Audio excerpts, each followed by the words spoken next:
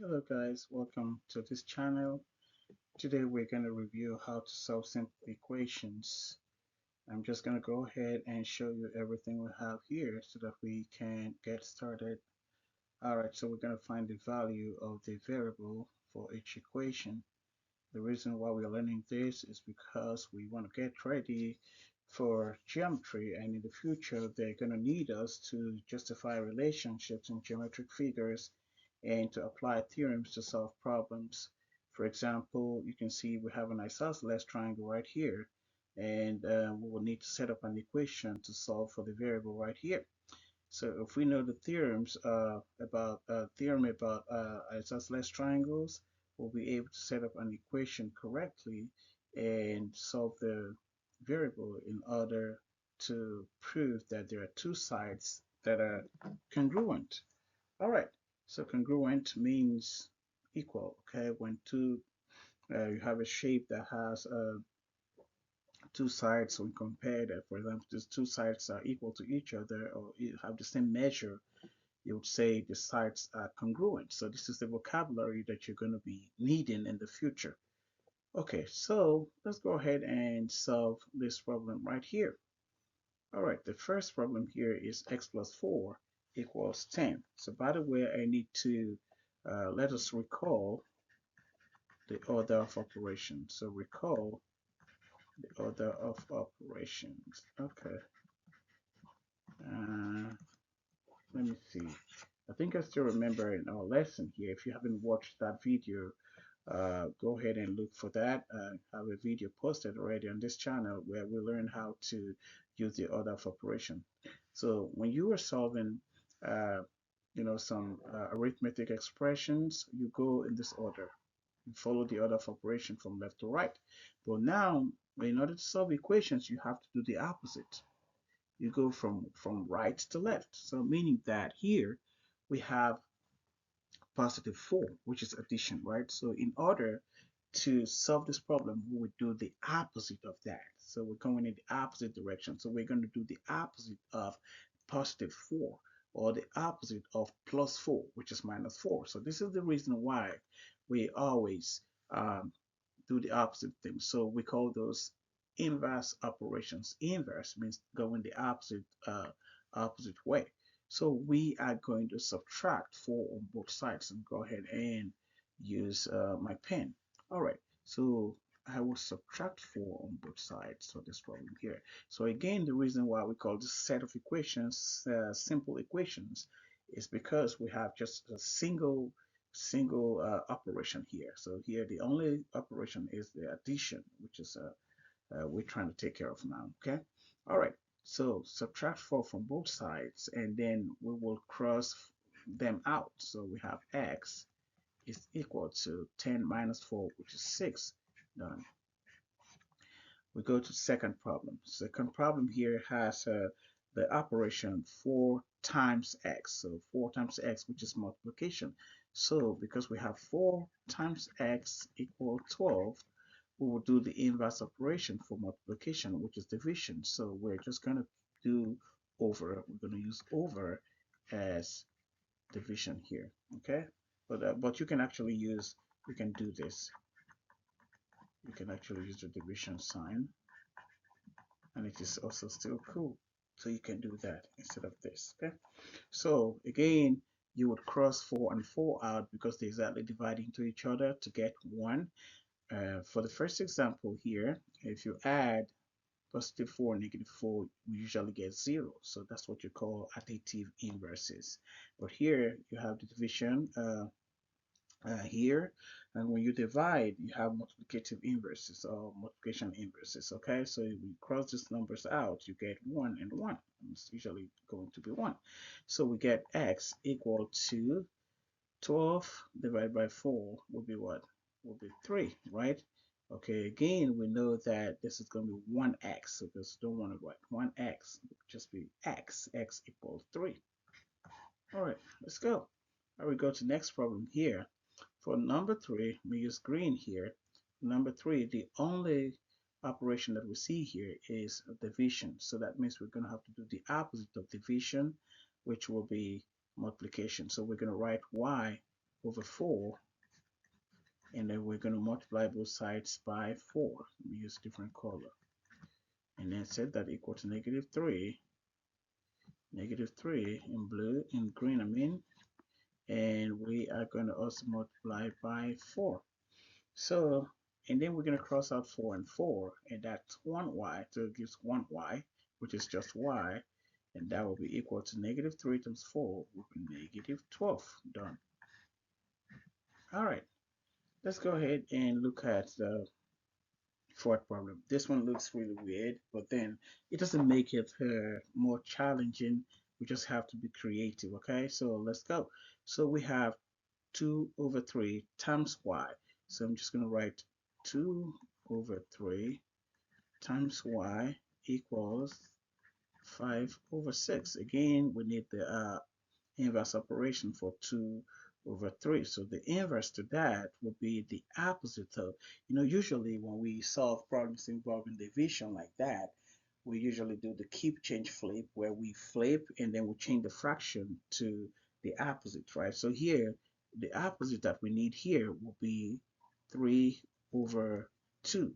So we're going to multiply both sides by 3 over 2 here, and also multiply by 3 over 2.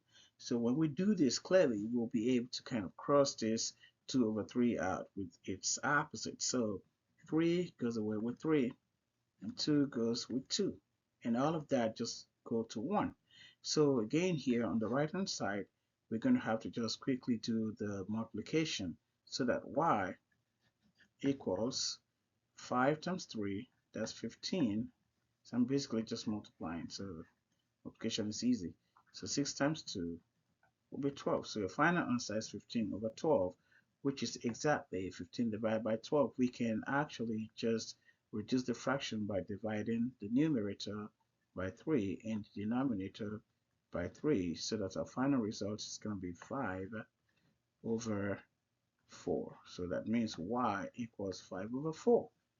Good. All right, let's go ahead and also look at some extra examples on multi-step equations. Let's go. So let's look at all these problems together again. So, we have to practice more problems to get used to these things, okay? So find the value of the variables, okay, for each problem. So here we have 2x minus 4 equal 8.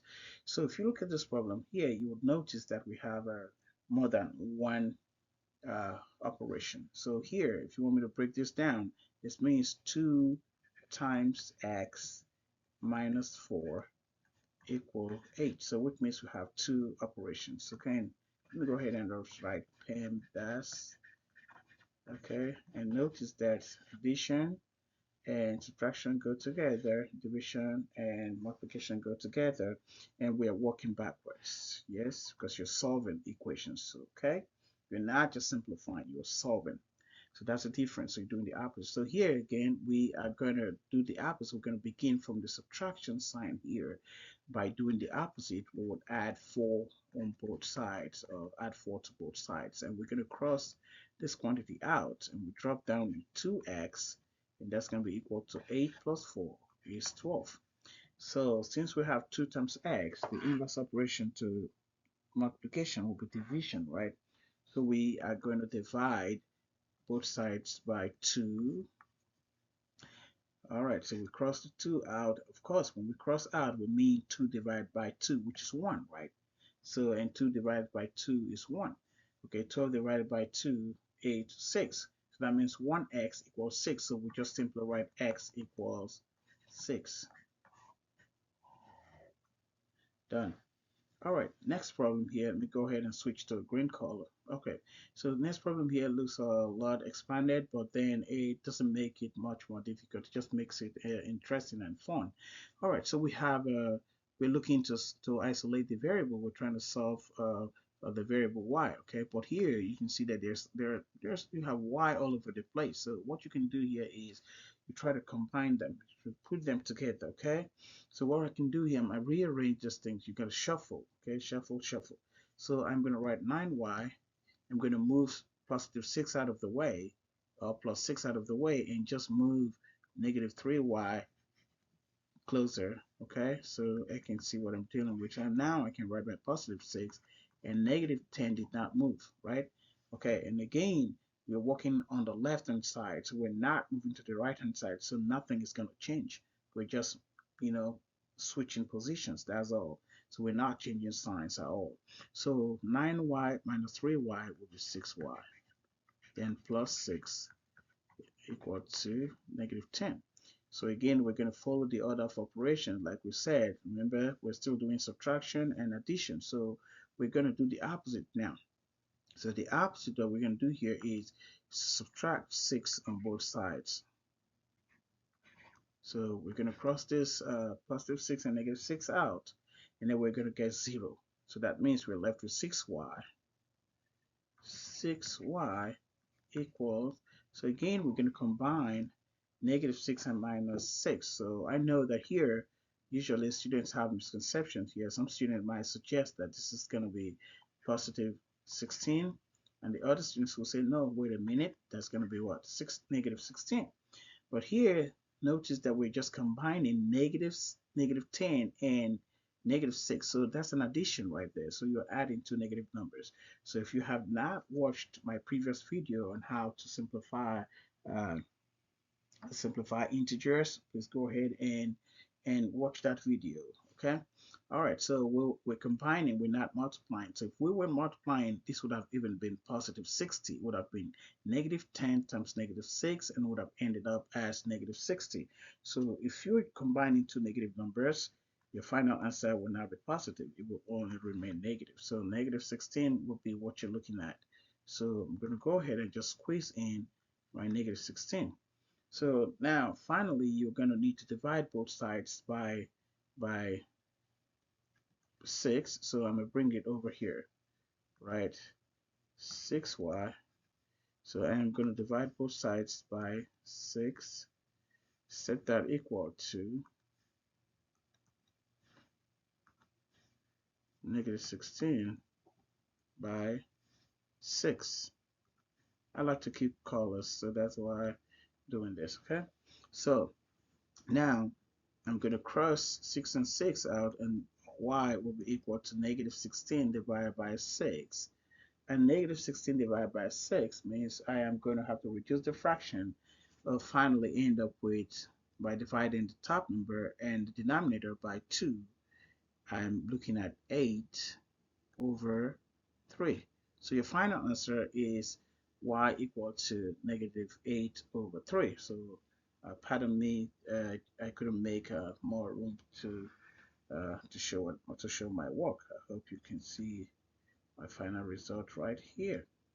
All right, let's do number 3. For number 3 here, you have a bracket and what you call parentheses. So here we're going to use what you call distributive property. I think you will remember that. Distributive property of equality.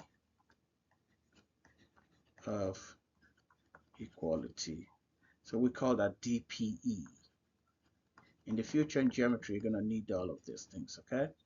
So there are properties of equality that you can use to prove the theorem sometimes, okay? So how do you do that? So basically, when you have parentheses, it always leads to multiplication. So you're going to have to multiply 3 and negative 2, and also multiply 3 and positive 4. So it's all about multiplication. So that means 3 times negative 2 will be negative 6x. See what I'm doing? So 3 times positive 4 will be positive 12, which will be equal to 18. You see, I did not multiply 18 by 3, so be careful, because 18 is on the right-hand side of the equation. So we're only distributing on the left-hand side of the equation. So from here, we can just go ahead and solve it the regular way. So here again, moving to isolate my variable, I would need to, first of all, apply the inverse operation by subtracting 12 on both sides. So then I'm going to cross this 12 out. I'm going to drop down my negative 6x, and I will be left with 18 minus 12. That's clearly 6. So I am now going to divide both sides by negative 6 because I have multiplication between negative 6 and x. So it will be negative 6 over negative 6. Good. All right, so I am going to cancel out the two negative numbers and I'm going to get positive number. Again, we've learned how to do this when we watch the video of the simplifying uh, integers. Okay, so x will be equal to negative 1. Cool. All right, this is great. All right, let's go ahead and do the next problem, number 4. For number 4, we are also going to apply the distributive property as we did for number 3. All right, so distribute all of that. Your negative 3 times negative 2x will become positive 6x. Remember, when you multiply two negative numbers, you get positive numbers, okay? All right, let's go. Negative 3 times positive 4 will be negative 12. Remember, negative times positive is negative. And that gives you 18. So basically, you just drop this 18. So you're not going to distribute negative 3, okay? All right, so since we are solving, we are going to do the inverse operation by adding 12 on both sides.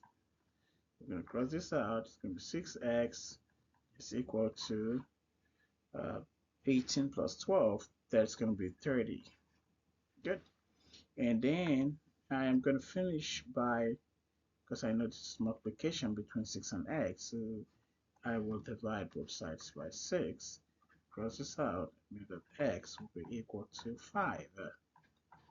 This is a lot different than example 3. All right, final example. So final example here is, again, we have the negative 3y is on the other side of the equation. So it's on the right-hand side. Because this is the right-hand side. Everything here is on the right-hand side. And everything here is on the left-hand side of the equation. So what we can do here is, since negative 3y is on the right-hand side of the equation and you have positive 9y is on the left-hand side of the equation, you want to keep the variable most of the time on the left, right? So you have to transfer this negative 3y. So in order to do that, the trick is to, do the opposite on both sides, right? So you do the opposite on both sides. So you would add 3y to both sides. So let me go ahead and just take of this so that we can see what we're doing.